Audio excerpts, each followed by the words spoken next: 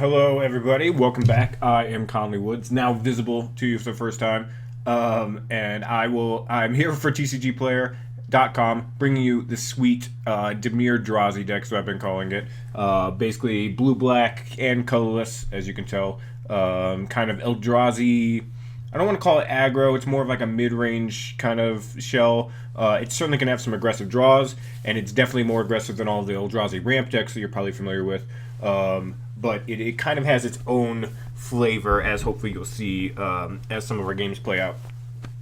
The basic just from this deck, I saw some Magic Online lists doing pretty well with this kind of style of deck, where basically you're getting a lot of value out of your cheap Eldrazi creatures, and you're getting a lot of value out of your mana base to punish opponents in ways that most decks don't do. Like cards like Thought-Knot Seer, Reality Smasher, Wasteland Strangler, Bearer of Silence. Not a lot of those effects aren't really replicated elsewhere in the format, so people don't necessarily have the tools to play against those things as well. It's not modern where everybody's playing Eldrazi and you're prepared with all kinds of sideboard hate, and instead this stuff can really catch you off guard. So the biggest advantages to playing the Eldrazi deck are the mana base, which we're going to get to in a second, because it has all kinds of cool things you get to do with it, as opposed to most mana bases, which are just tapping for your colors and mana. And then also the disruption that it brings, kind of folded into everything. So we'll get to the mana in a second, because it makes more sense when we're looking at it in the context of our spells. So let's start there. We have 4-dimensional Infiltrators. You might have seen this guy in Limited or something by now. Pretty sweet, 2/1 Flash Flyer. Flash actually matters quite a bit. You can surprise Planeswalkers. You can occasionally, block something and take it out if you need to out of nowhere. But the big thing this is doing is it applies a little aggression, but it flips over cards from our opponent's deck into exile, which sets up other important cards in our deck, like Wasteland Strangler, which is one of the more kind of value-y cards that you can play in this deck. And we don't have a ton of exile stuff. We have some, of course, but we don't have a ton, so having an extra source there is pretty nice. In addition to that, this card works particularly well with Ruins of Worn Reef due to its flash. We'll get to Ruins in a little bit, as I mentioned, but that interaction will usually turn games around that otherwise seemed, kind of hopeless. You have a creature that has pseudo protection and can bounce itself. You're not always obviously going to be successful in that, but you at least have the option to, and the option usually is scary enough that an opponent will not aim removal at this unless they have to, because if they do throw a Fiery Impulse at this, there is that chance that it's just literally a discarded card. If they do throw a Murderous Cut at this, it's the chance that there's just a discarded card. Even though, there's a 60% chance of it being successful, it's still a scary thing for your opponent to commit to that. Partnering up with him, we have another 2/1 Flyer. Flying is actually quite relevant in this deck. It chips away at your opponent over kind of a long haul. And Bearer of Silence can't block. That's his other keyword, so that's kind of good. But at the same time, this is one of your better cards. It's Gatekeeper Malakir in the air. You can always pay the Sacrifice Clause mana on this. We have plenty of colorless sources, and it combined with our various other 1/1 removal like Wasteland Strangler and Titan's Presence and Warping Whale really keeps our opponent's board down. And when our opponent's board's down, then our 2 or 3 creatures really look impressive, especially when they're being boosted up by other things. So this card, you're going to see it pull its weight over and over again. Always has, always will. It's Gatekeeper Malakir and easier to cast in this deck, and it flies, which is awesome. Do remember that it cannot block, though. A lot of people forget that. It's the last line on the card. Can't block. It's important. Let's get to Fathom Feeder first. Fathom Feeder is an interesting one. It's kind of a card that doesn't do any one thing great, but he does a lot of little things well. The ingest on this is pretty nice for Wasteland Strangler, as I've already mentioned, needing exiled cards. So occasionally they'll just hit it with this on turn 2 or turn 3 and exile a card, and that'll be important. Other times you're just going to have this in the late game and just draw cards off it. Again, exiling cards, which is nice, but just using it as a tome. And then a lot of the time you just use this as a roadblock to deal with a lot of the annoying ground creatures like Anafenzas or Warden of the First Tree, stuff like that. Just playing this on turn 2 or turn 3 and using its 1/1 Death Touch body to your benefit is pretty nice. So he's I don't know, he's the hardest card to cast in the deck, and he plays an interesting role, but I think he does enough to warn himself. You'll see, hopefully, throughout the games, he just does a lot of little small things that gain you edges throughout. Rarely is he going to be like the all-star, but, you know, I guess against control he can sit out there for a long time and draw you a bunch of cards. So then we get to our 2-drop spells. We have a lot of 2-drops, as you can see. The thing is, a lot of these cards aren't truly 2-drops. Like, Fathom Seer is a 2-drop, but he's totally impactful later on in the game, as is Dimensional Infiltrator, which is kind of a 4-drop at times because you want to be able to protect itself. Bear of Silence is almost always a 4-drop because you want to get it to trigger. So even though there's a lot of things sitting here in this 2-drop row or column, it is not it's not quite like that when you actually play out the games. So anyway, we'll get to Transgress the Mind. Everybody knows what this does. It's quite good in this list because of the Exile Clause, because it's devoid, which means we can cast off Corrupted Crossroads, makes it a little bit easier. Just all around solid card. Looking for that level of disruption. Usually this will be our 2-drop if we have the option, because none of our cards are really at their best on turn 2. So Transgress the Mind is usually going to be 2-drop if you are given that opening hand. Also, that's just sweet art. Like, how can you hate art where the thing's hand or arm or whatever that is going through a person's face, which is awesome. All right, anyway, 2 copies of Warping Whale. This is kind of another do a little bit of everything. What you're generally wanting to do with this is counter their sweeper, whether that's Languish or Planar Outburst or anything like that. That's pretty nice. Making a 1/1 instant speed can occasionally be useful with Ruins of Ornreef. And the Exile Clause can always be useful. You can hit a Jace with it. You can hit a Rattleclaw Mystic with it. It's kind of just, again, a small utility spell. I'm trying 2 of them out for now. Certainly one of the cards that could end up being cut by the time we're done with this, but I want to give it a shot. Moving over to the spell in the next slot, which kind of fills a similar role, or at least has a similar opinion. I have a similar opinion of this card right now, where it could easily end up being cut. I don't even know, like, for example, Ruinous Path might just be correct in this deck. I'm a little worried about the mana cost on it, which is why I'm not running it. But I have been having some trouble with Planeswalkers, and this is a card that doesn't answer Planeswalkers. At the same time, we have, especially with the addition of Inverter of Truth, we have quite a few high-power colorless creatures. Ones that have 3 or more is really what you're looking for here. We have 7 3s, 4 4s, so it's 11, 3 5s, 14, and then 2 6s. So 16 giant things to reveal, and occasionally it's going to work off Bear of Silence or Infiltrator as well.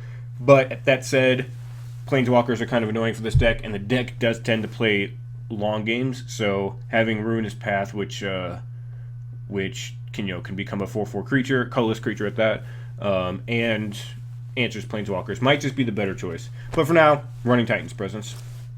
That is the last spell we will talk about in the main deck. After that, we have 4 Wasteland Stranglers, which we mentioned many times. He's one of the better cards in the deck. You've seen people use him everywhere from Modern to even Legacy at this point. A 3/2 that just kills a creature who comes into play is awesome. Kills Mantis Riders, kills Mana Dorks, works in conjunction with your combat to deal with bigger things. All around solid thing. Solid Strangler. I was gonna say solid guy, but he's not. He's not really a guy. He's tentacles. All right. Matter Reshaper. This guy's got an exploding heart, as you can see, and he's pretty good. I've gone from 2 to 3. I haven't committed to the 4th.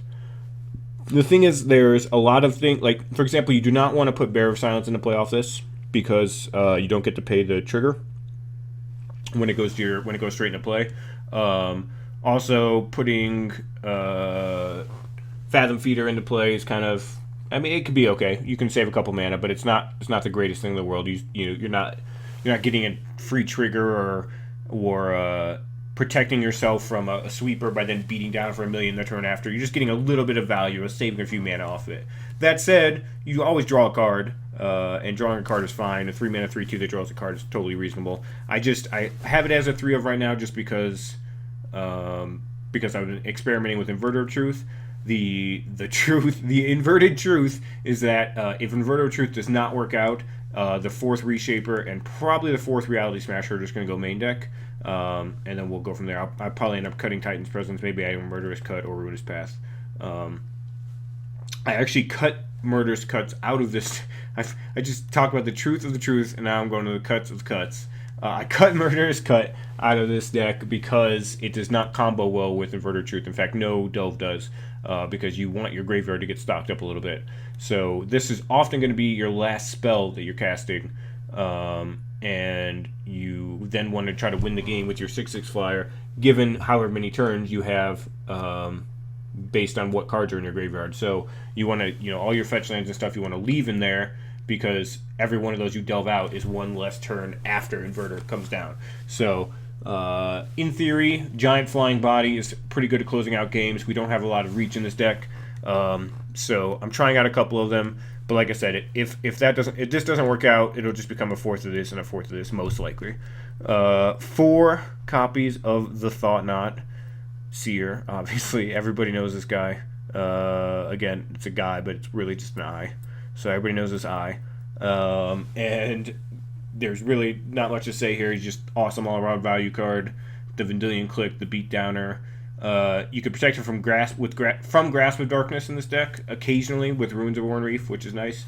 And he doesn't die to a lot of the other traditional removal, so, or at least damage-based removal. So all around, he does his eye thing. He gets it on with the eye thing.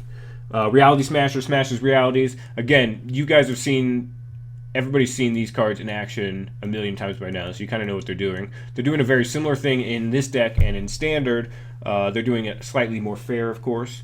We're not casting Reality Smasher on turn 2 or anything like that, but he's still coming down and acting kind of as your reach, taking over the game after you've exhausted a lot of your opponent's cards through 2-for-1 effects like Wasteland Strangler and Bear Silence and whatnot. Then he kind of comes down and it's like, hey, do you have any resources left? If you do, get rid of them all because you're going to have to deal with me. And that's typically what happens. He either wins the game or your opponent uses literally everything they have to get this off the table, and then you have a couple other spells to clean things up with. So definitely your finisher in the deck. I cut one because the mana base doesn't always let you get to 5 mana super quickly, and when you do get to 5 mana, you don't generally get to more than that for Ruins of Warnreef. But that said, the 4th one of these could easily go main. Right now, it's in the sideboard. Well, let's quickly talk about the mana, because I think it's, like I said, it's one of the most important parts of this deck. So we're playing essentially a 3-color deck. I know it's a 2-color deck. It's black and blue, but in reality, we have these guys. Warping Whale, that's 5 cards. 4 Thought-Knot Seers, that's 9 cards. 3 Reality Smashers, that's 12 cards.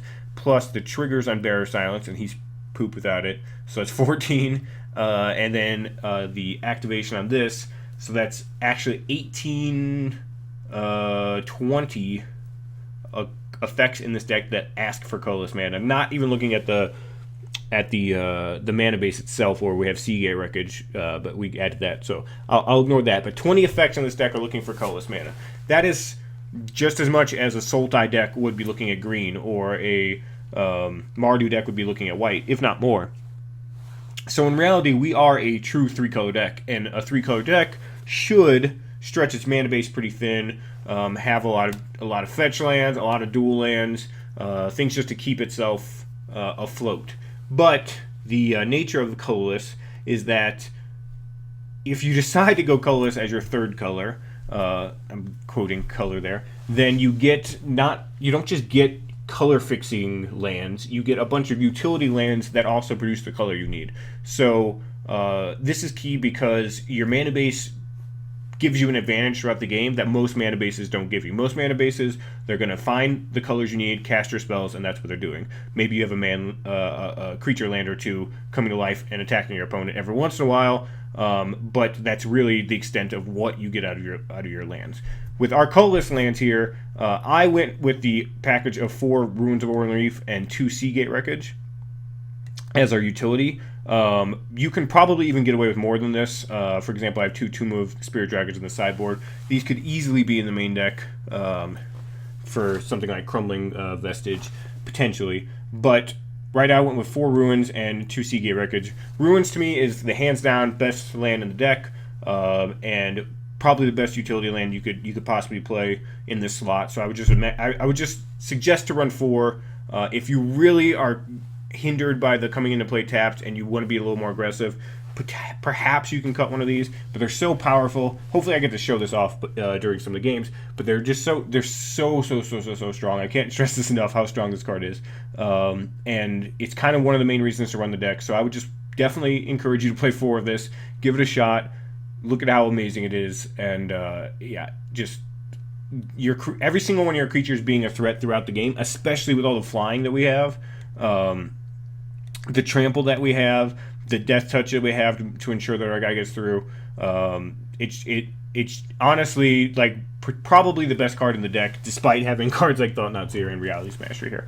So, like I said, hopefully we get some games. It's not always relevant. It doesn't come up in every single game, but the games where it does come up, you're like, I would not have won this game if my 3 creatures I cast were not all +2/+2 or whatever, and it really matters.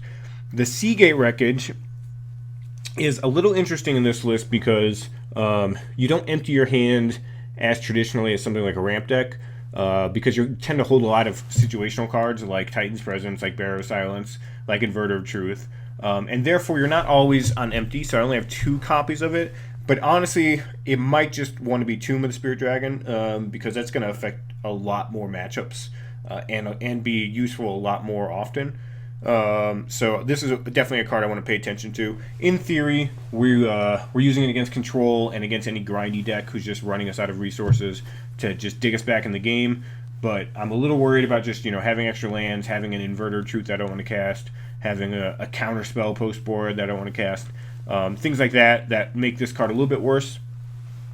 So we'll definitely pay attention to it. But it is a very powerful effect. I've been running it in my ramp decks, and when it takes over a game, it's very noticeable. It just comes up significantly less often than Ruins or Worn Reef. So we'll pay attention to this. Pay attention if Tomb of the Spirit Dragon should be in the main deck, which I'll quickly talk about since it is over here in the sideboard. This card just like wins you any aggro mirror, beats burn decks. Like you have so many. We have 28 creatures in this deck. All of them are colorless, not counting Warping Wheel, also making colorless creatures as well. So if you have this out, you're getting 2 to 4 life pretty easily for very minimal work. I mean, you're just playing a land that you would otherwise run anyway. So definitely worth an investment. We have 2 copies for the sideboard to bring in against those aggro matchups, but I could easily see this switching. I could see us not having Seagate Wreckage at all. I'm not sure. Back to our mana base over here. So again, I think that the mana base here is extremely strong. Unlike the dual land fetch land decks, we get 6 lands here. I chose 6. You probably could go with 7, maybe, I guess. Maybe 5. I don't think I would encourage 5. But we get 6 lands here that produce all of 3 of our colors. Crumbling Vestige in a little bit of a different way, but Crossroads in a legitimate way. So we effectively just have this City of Brass that no other deck can use, which is pretty awesome. Obviously, you don't want to activate it too many times because paying that much life does add up. But it's just awesome to have Corrupted Crossroads available to us. I don't know. The card plays very, very well. It's one of those cards that when you read, it's kind of easy to laugh at because you're adding 1 mana of any color to your mana pool and spending it only on colorless spells, which is kind of interesting. But all of our spells, obviously, that have colored mana are devoid. Even this guy. And even this thing, I keep calling the alien creatures from another race, guys. And then the things that aren't devoid are just naturally colorless, and you can, of course, just tap it for colorless for that. Crumbling Vestige does a similar job where on turn 2 or turn 3, you're getting one of your colored spells out, and then it's going to produce colorless mana after that. The biggest reason we only have 2 copies of this is it doesn't play well with Dimensional Infiltrator because you don't want to cast this at sorcery speed. So I only have 2 copies of it because that's one of the cards that we do need to get colored mana for, and it's not that great with it. So I think you could probably play 3 of this if you wanted to. But I'm not sure that I would make that leap. I might play a second Sunken Hollow before I play a third Crumbling Vestige. Two Llanowar Wastes. These are they look strange in the deck because we have no green mana or green costs, but these are just swamps that also produce colorless mana. So they produce colorless mana by default. Pay 1 life, they're swamp, and that's all we need them for. Kind of a lame card-ish, but it's neat that it works in that way, and so we're going to use it. Just 2 copies of that. 4 Polluted Delta, 1 Bloodstained Mire. Fetch lands. They help out our Inverter of Truth. They find the Sunken Hollow, which is nice. Usually you get 1 Sunken Hollow online and your mana's fine for the entire game.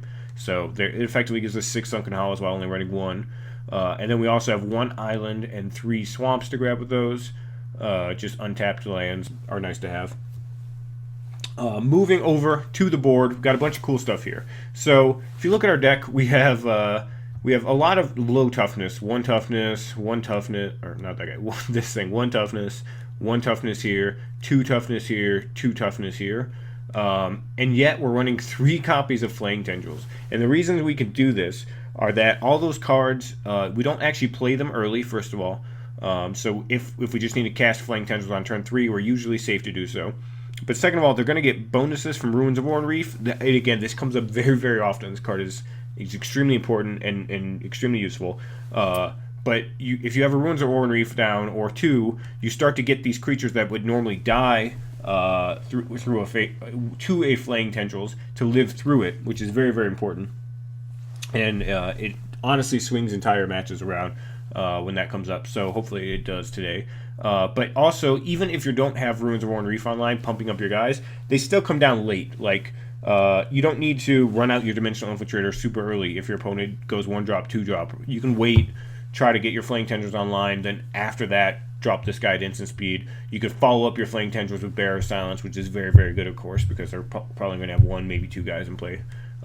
You could follow up Flaying Tendrils with Wasteland Strangler because it exiles the cards, which is, again, very important. And then your Reality Smashers, your Inverters, and your Thought-Knot Seers all live through it naturally. So, overall, one of the stronger cards to swing aggro matchups. Kind of lets you get to go over the top, even though your deck's not really designed to go over the top. Having this lets you do so. To join in on that argument, there's also 2 copies of Virulent Plague, which is very similar, has a very similar role, except it's in here for tokens, of course. So you get to beat up on all the token-making planeswalkers like Nissa and Sorin. There's another one that I'm missing that's a sweet token-making one. I don't know what it is. But it exists. We'll just remember it. I remember you, token-making planeswalker, I promise.